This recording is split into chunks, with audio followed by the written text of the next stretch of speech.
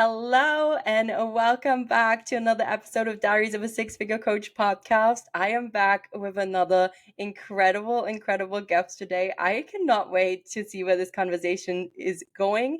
Anja Werner is in the house with me on the podcast. She is a holistic empowerment coach who is on a mission to help women elevate their minds, connect deeply with their truth, and become fully embodied in their power they were born with so that they can discover their limitless potential, which I absolutely love. And Anja and I actually, no surprise, have connected through Instagram, through the Instagram community. And I feel like we've both been following each other for a while. But recently I had shared a post more around the way I work, which is something that I haven't been talking about enough. And I know I got to talk about it more. And Anja commented, and I just really appreciated her comment. And so I sent her a voice note, and then we started chatting. And then it just felt right to invite her onto the podcast and have a conversation about entrepreneurship. So welcome, Anja. I'm so excited to be here. Thank you for having me.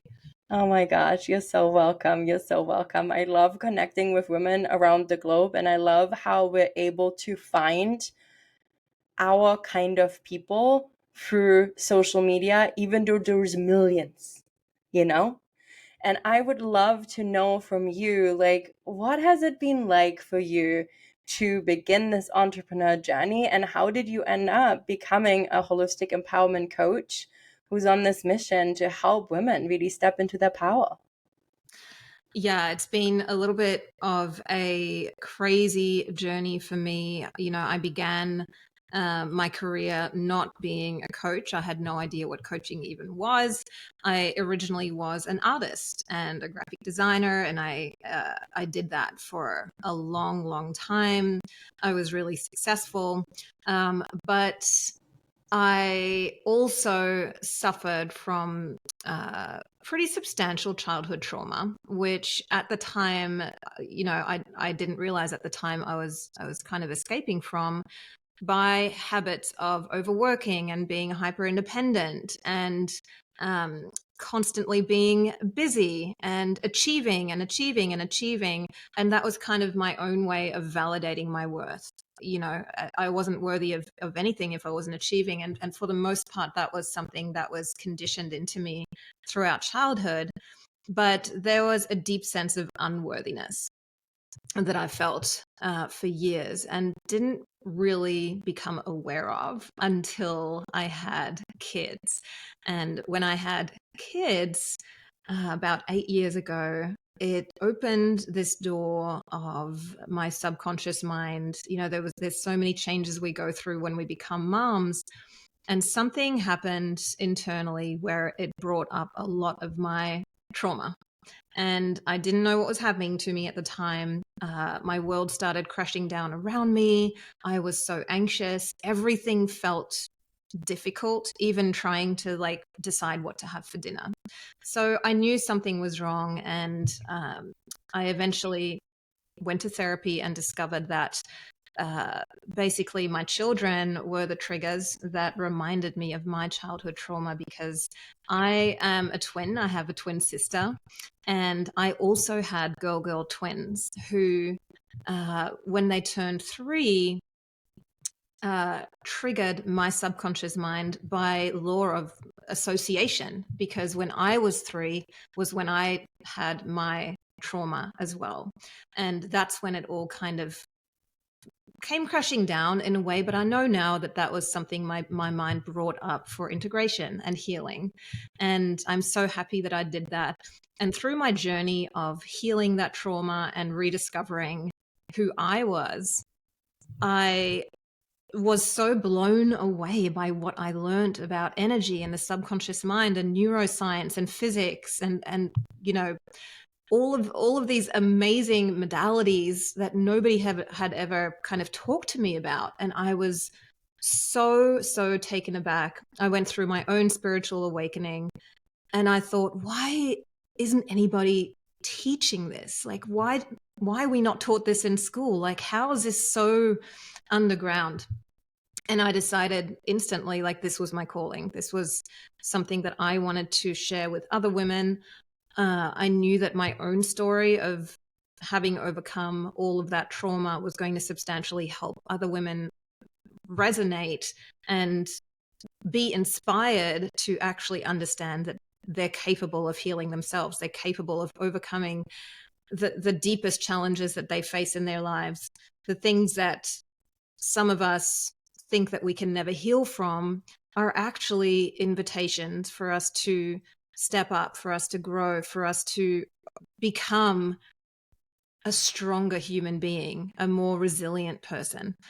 So that's essentially, in a nutshell, the background of my story. That's how I decided to become a coach. And it was a journey of deep trust because I had no idea how I wanted to teach this. I didn't know how a coaching business worked. I didn't even really know how to run a coaching session. I knew nothing. I had to start all over again and kind of find my own way and trust that just taking a step at a time, one step at a time, and learning one thing at a time was going to be enough. And that I was enough to be a coach, to do this work, even though I felt completely out of my realm, right? Oh my gosh, I love this. Thank you so much for sharing. And I feel like this is so relatable. I mean, it certainly is relatable to me. I feel like it's relatable to a lot of the women that are listening to this podcast around like having this trauma around overachieving, having this trauma around making our results a direct reflection of our value, who we are. I know Mm, this has been a huge part of my journey. Was a big part of what I actually wrote a book about too. And one of the things that I wrote in is, I am not my results. And if I'm not my results, then who am I? Because I went through right. this huge identity crisis around this realization that like my entire life as an adult, I had lived out my trauma to attaching to something outside of me to prove that was worthy of love, Oh, worthy of belonging, worthy of support. And so I really relate to this. And I know that that has been an ongoing thing for me to manage, like overworking, overachieving, pushing past my limits is something that I have faced again and again. And it's like it has so many layers to it that it just seems like at every level of growth that I have had in my business, I've had to face it again because it came in like a different, clothing.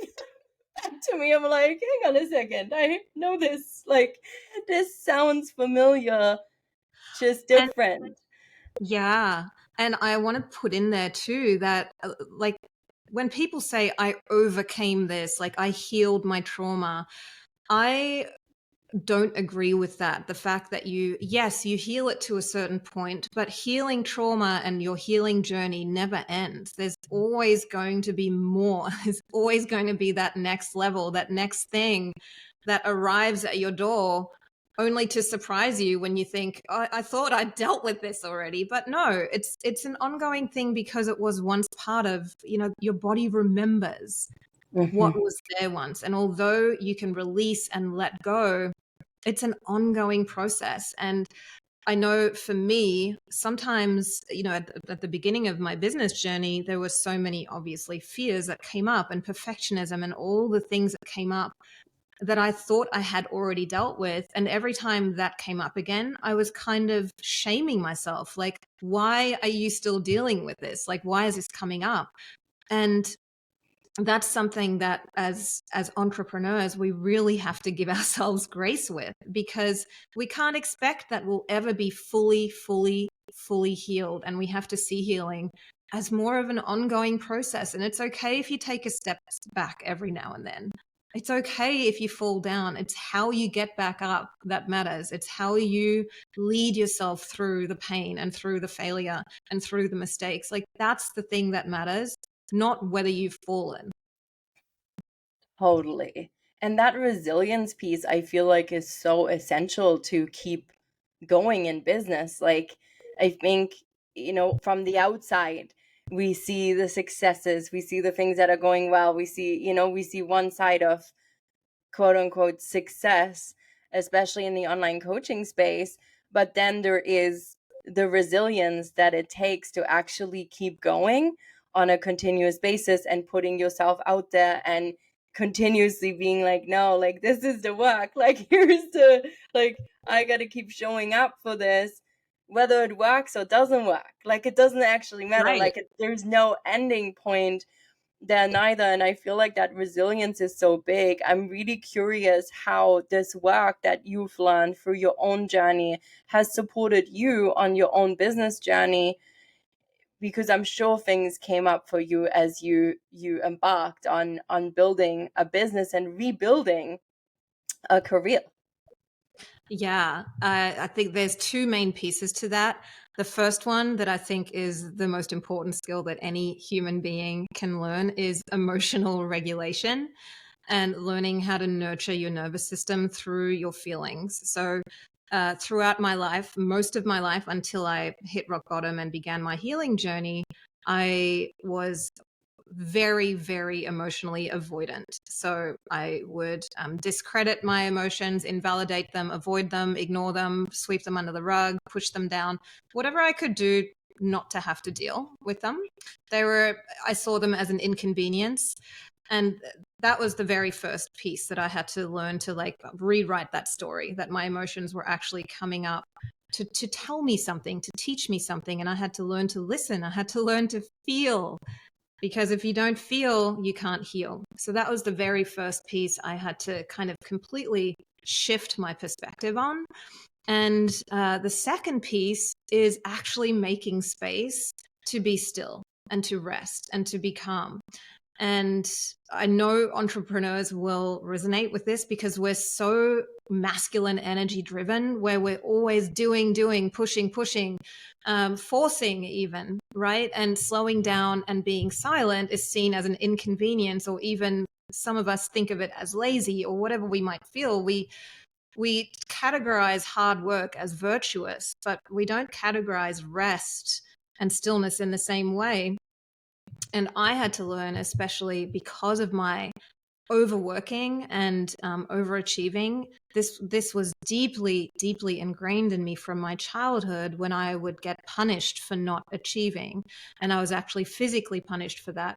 So I saw rest and stillness as very, very unsafe, and there had to be a really gentle entry to stillness for me, because I would go into like, it just felt so uncomfortable.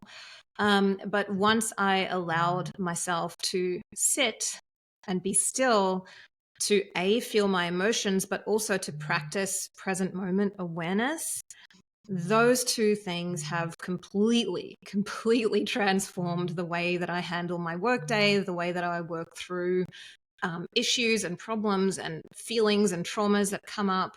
And anybody who is in the position of running a business and being a CEO needs to have these two skills, because if they don't, there's going to be overwhelm, there's going to be burnout, there's going to be a lack of fulfillment, and it's not sustainable to go through being a business owner without knowing how to regulate, without knowing how to truly find stillness and calm in your body.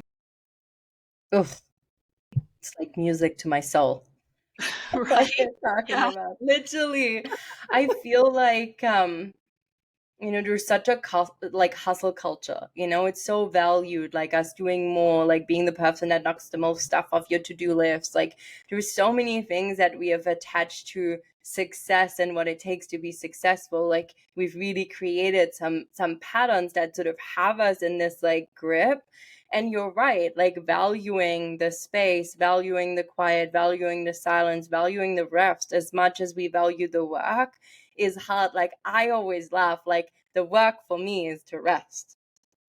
Like Right. working Yeah. itself, like letting myself work is actually easier for me, like quote unquote, but really it's like the work that takes me the most focus and intention is slowing down, is being still, is cultivating that. And I have really found that that is necessary 100%. And you said that as a CEO, like we gotta emotionally regulate, and we get triggered all the time. And I'm sure it's probably similar in your practice, but there were situations that I handle where people trigger each other because one person is accelerating their success and somebody else isn't quite as far along. So they're kind of triggered by, like one person triggered by the other person's success. I'm sometimes, like having to self regulate to make sure that I don't bring my own stuff into coaching or into spaces too, right? Even reinvesting again, like for the first time in a very long time, I've invested in mentorship again because I had to take a break from it. And some trauma has been like 100% triggered, and I've been having to emotionally regulate so I can actually show up and do the work while like navigating like this, feeling of being hang on a second, like like where's the integrity here, like between what's being said and the experience. And when we are in these places, I have found where we're not able to manage that, we're really sabotaging our ability to grow, our ability to do our work, our ability to rest, right? Like we make the thing way bigger and it starts to take over our life, and we can't really function anymore at all, and it impacts everything else that is going on at that same time. So I feel like this emotional regulation is a huge part of being able to just show up and do your work. But I also feel like setting yourself up in your business and prioritizing times when you're off is so essential, especially in the age of everything being online and your phone, your work being on your phone and it coming with you everywhere. Like it's so easy to never disconnect. Completely. I so agree with that, because if we're always connected, with in this society, especially being so overstimulating, we're always connected. So how do we actually manage downtime when we've got a million demands and notifications and distractions like at arm's reach 24/7, right? And that's all part of learning how to manage your time, obviously, but these things are designed to be addictive, and our businesses really in many ways as entrepreneurs are an addiction, because a lot of us work from home and we work online. And for me, this has been a really difficult thing to manage because I'm at home all the time. I'm a mom, I have kids. Learning how to be present in my business and then putting on my mom hat and learning how to be present with my kids without being connected to my phone, without being distracted with business things, and that's such a real struggle for so many, especially moms who are trying to run a business and also be present for their family. Totally. I mean, I'm not a mom, but I can tell you that like I have certainly noticed the addiction of responding, the addiction to needing to be on, the addiction to just be like, oh, I can do it. And I feel like because we love what we do, it's so easy to be like, but I love what I do, so I work all the time. Like it just Yeah. becomes another like really brilliant excuse for why you push through. And Mm. it was actually for me, I was in Buenos Aires last fall traveling, and I noticed that nobody has their phones on the table at dinner. Or when I would meet friends for coffee, nobody has their phones out. Now, there's partially of a reason for that, but no matter the reason, it's kind of nice because you're just present to meeting with friends instead of everyone being on their phones or being distracted by that. Literally, nobody has their phone on the table. And even that small shift, right? Like taking the phone and leaving it in the bag, or for me, it's in the mornings, I leave my phone downstairs, and then I have a beautiful patio, and I sit there and I wake up and I'm away from my phone, because the second that phone is near me, I have the tendency to grab it, right? Like it's like autopilot. And Yeah. so I have found that to be such a huge shift by just leaving, like learning to leave the phone behind, learning to not worrying about what's on that phone all the time. Like that was a real like muscle, like it was like training a muscle to not Yeah. do that. The Like mental muscle, right? a Of mental muscle. Yeah. yeah, And it's yeah, so important because, like, for me, I serve my clients very hands on.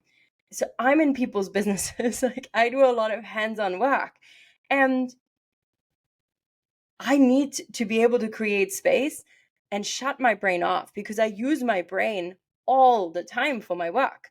So my mind goes and goes and goes and goes and goes creatively, strategically. Like this mind does a lot on a day to day basis. And so, really, I've realized for myself, I need to completely switch off and be in silence, like literally no music, no other things going on. Like I can't watch TV anymore. In fact, I don't have a TV anymore.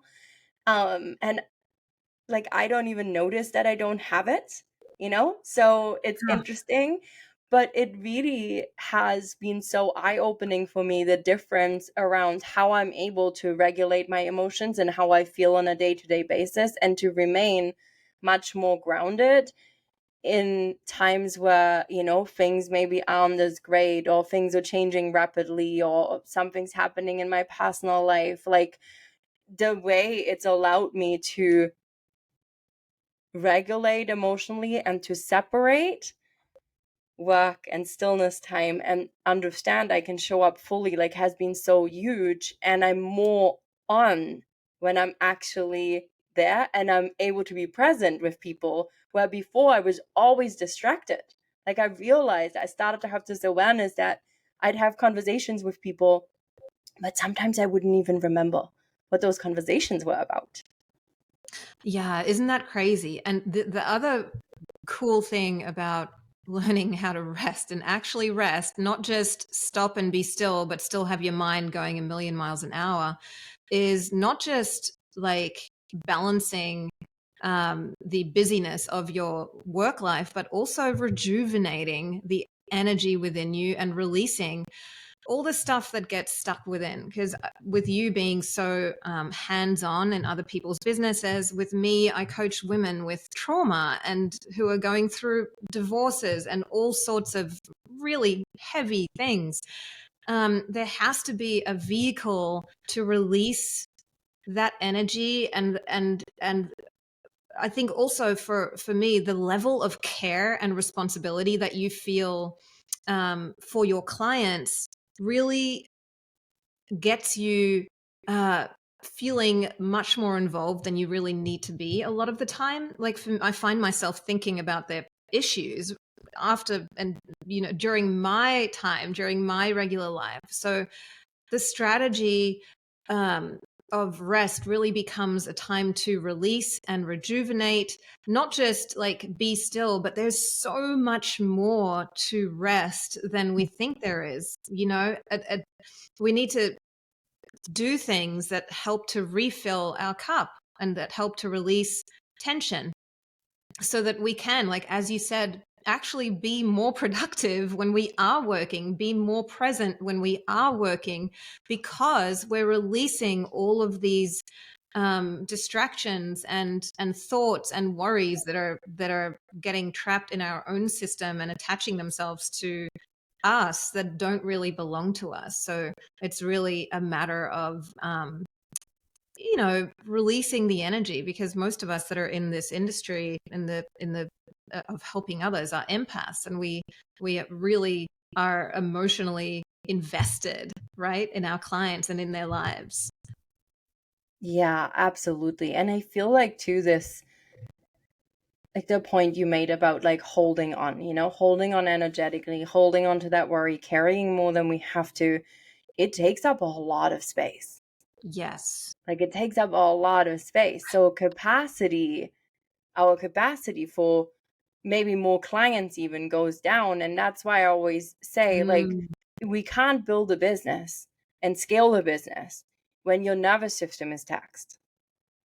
Like you can't. Like, you will not scale if your nervous system is on alert. Like, if you're at capacity and you're struggling through your day and you're like spending 50% of your time or more worrying and thinking about stuff, you're not going to be able to get there, because you need that energy to, one, serve your clients, and two, do the things you got to do to actually grow the business, right? So Yeah. I feel like that has been a huge realization for me over the years, was that like everyone is so worried about growth, but like what actually needs to happen for you to be able to handle the growth?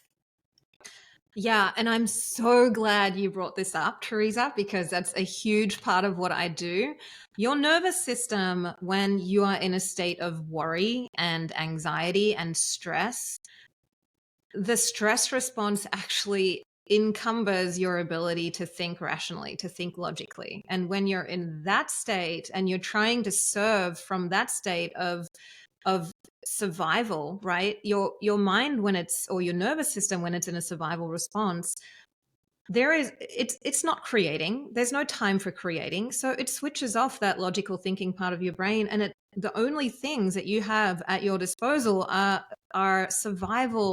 um, survival strategies of your body simply trying to go into protection mode and into keeping you safe. And that's a real block to being able to create. And essentially, we are creators. We're creating strategies, we're creating ideas and perspectives and opinions for our clients. But when we're dysregulated ourselves and we're in a state of fight or flight, or even the opposite, we're in a state of, functional freeze, even, there's going to be such hesitation and such resistance in our bodies, because our bodies are not going to be willing, even connection. Um, the ability to connect with other women decreases, because when you're in survival, it's not a time to connect. It's not a time to be creative. It's just a time to survive.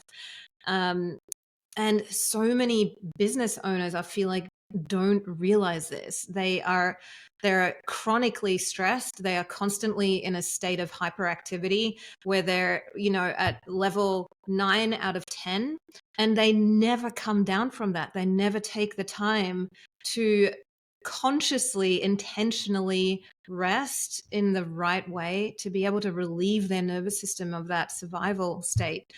And then what happens? They're day after day, day in and out, chronically stressed. And eventually that manifests as other things, because if they're not taking care of that, then it manifests as illness and as, dis-ease in the body that can create like actual physical symptoms. And I mean, the list goes on, and it goes downhill from there.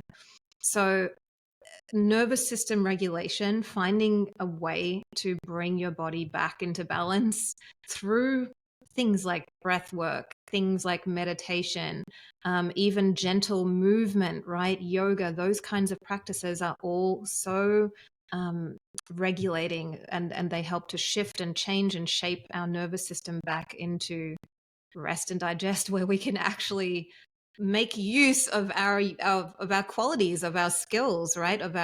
Um, of our smarts and our brains the way that we're supposed to, not at 5% capacity that we have when we're in survival mode. Totally. And I mean, survival mode is like, so you're right, like so many entrepreneurs are always in survival mode. Yeah, Like, it's isn't that always it's survival mode. It's always, where's the next client coming from? It's always like, I got to do more. It's always go, go, go, go, go, go, go, go, go, go, go. Like, it doesn't feel safe to stop. No, because to our bodies, it feels like our survival is literally at stake. And so you can imagine when that is at stake, the amount of tension that is existing in your body to try to help you stay safe. Really, if you think about it, if you think about the amount of entrepreneurs and business owners that are like operating from this level, from this state, you really start to wonder, like, how, first of all, do they even understand how much more capacity they would have in their business if they actually found a way to find safety in rest? And two, how much more would their businesses actually be able to hold if they were able to simply regulate their bodies to increase their capacity to hold more, to do more, to carry more responsibility, to regulate more easily and be a more resilient human being? Oh my God, I love this. What's something that people could start with? Like, where would be a place to start? Like, if people are listening and they're like, oh my God, Anya's like speaking to me directly. Like, I am in survival mode. I do not know how to regulate my emotions. Like, I want to get out of this. Like, what can they do from, a body, mind perspective to be able to start that journey? Yeah, well, there's two things. The first thing would be a somatic approach, which is using your body to try to regulate your nervous system. So the things I mentioned before, just stopping literally to focus on your breathing twice a day for 5 to 10 minutes. That's it. Making this a daily practice. It's really, the practices themselves are so simple. The biggest hurdle that we have in practicing these practices is our own resistance to practicing them, right? Our Mhm. mind's telling us that we don't have the time. The second thing is a focus approach, because your energy is where your focus is at. So if your focus is constantly on the projecting into the future, like where's my clients coming from, and worrying about what's going to happen, and maybe this thing will fail, and what if this doesn't work out, your focus is creating the dysregulated state in your nervous system. So change your focus, change your energy. If you start focusing on the good things in your life, start teaching your brain that to look for the good instead of looking for the bad. So just changing your focus in business to, how can I make this work better? What are the exciting things that are coming up? How much progress have I made? What am I doing well? What can I appreciate? What am I grateful for? Right? Practices of gratitude. Mel Robbins, I know she has a practice where she looks for hearts, right? Or heart shapes in the world. And people are still DMing her hearts from all over the world these days.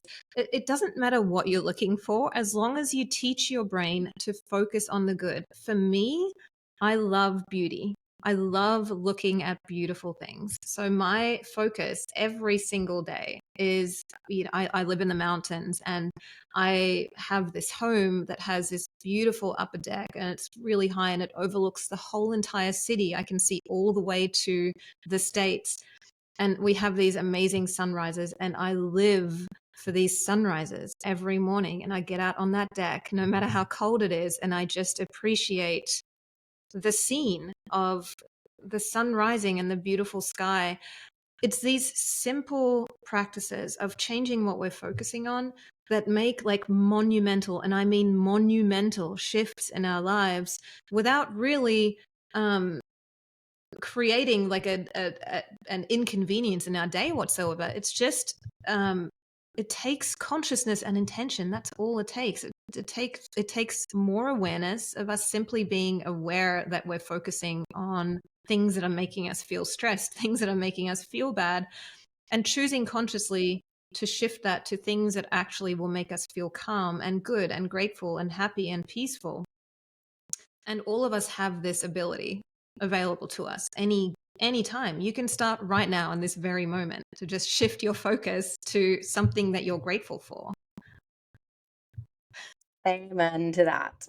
Like, literally, yeah, that is so beautiful. And I find generally our environment has such a huge impact on us, It and does. creating, like, we have control over what we can create, right? Like, how you set yourself up, whether it's if you have a cozy nook somewhere, or like you add some candles. Like, I find turn a candle on, it instantly changes the feeling in the room. Like, even if you've done anything else and you just turn on a candle, it's like instantly different. So Yeah, I I love have a that. lot of these practices, and it certainly helped me because I've realized like my nervous system was so shot, and I went through divorce last year and changed my life, how I ended up in Tulum. And so I for myself, I really had to go through tripling down on regulating my nervous system because I couldn't. I just was like I could hardly function and my creativity was gone. And as somebody in business that uses that, like without my strategic brain and my creative brain, like I don't have a business. So it's Right. literally that. And I can't really serve clients the way I want to neither. So it's like it doesn't work. So I think it's so important what you're doing and what you're sharing. And I know we could be here for hours talking about this because I love this topic and I think it's so amazing. And I feel like everybody needs to follow you. So Anja, like where can we find you when we want to have more of your beautiful insights in our life and maybe get some of your support on our journeys to regulate our nervous systems and really step in our potential? Totally. You can find me on Instagram. It's Anja Werner. It'll be in the show notes, I'm sure. I do have a website, but Instagram is where all the magic happens. And we can share, you can DM me anytime. And I've also made a free gift actually for all of your Ah, podcast listeners. yay! What So is it? it is a very special meditation. So, meditation, as I mentioned before, completely changed my life. And actually, before we knew we were going to talk about this topic, it goes perfectly hand in hand with what we're talking about. It is a meditation that's very short. I think it's about 7 minutes long. It's called Open Your Heart and Let Go. And what it does is it helps you release an emotion, any sort of bodily tension that you're holding. And I recommend that you do this every night before bed because it's a very important time at the end of the day to release anything that you're carrying with you from the day, any disappointments, any regrets, any kind of sadness or anger. You don't go to bed holding on to that stuff. It's really important to release. You know, the old saying goes, don't never go to bed angry. It's very true. You know, your sleep is a time where your subconscious mind is going to absorb what you've been focusing on, and it's going to amplify that, right? So usually, if you go to bed really stressed and anxious, you're going to wake up in the morning probably more stressed and anxious. So this meditation is just a beautiful little release for you to just focus on your heart, focus on allowing all of that tension um, to release out of your body before you go to sleep. So I hope you enjoy it. It's something that I use every night as well. My goodness, I can't wait to listen to it tonight. So Yay! amazing. Thank you so much for sharing that. Yeah, I'll Of absolutely course. download it and we'll make sure that all these in the show notes and that you can easily find Anja on Instagram. Anja, this has been amazing. I loved having this conversation with you. I feel like there's so many more things we could dive into, so I might have to I have you agree. back.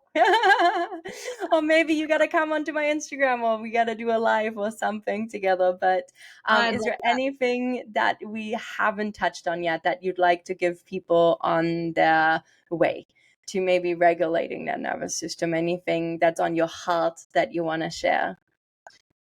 Yeah, I think in terms of managing your day to day as a business owner, the most important reminder that I could share with you is to honor your body. So there's a mantra that I always say, body first. Body first. So, no matter what you think is urgent or too urgent in your day to make you um, abandon your body's needs, to make you not have a break, to make you maybe not have your lunch, not drink enough water, don't allow yourself to gaslight yourself that way. Like, listen to what your body needs. If you feel overwhelmed, if you feel burnt out, if you feel you are triggered, take a minute to go for a walk, go have something to eat, go have a coffee, have a cup of tea. But whatever you do, don't just push through. Don't feel like you ever have to push through being emotionally triggered or being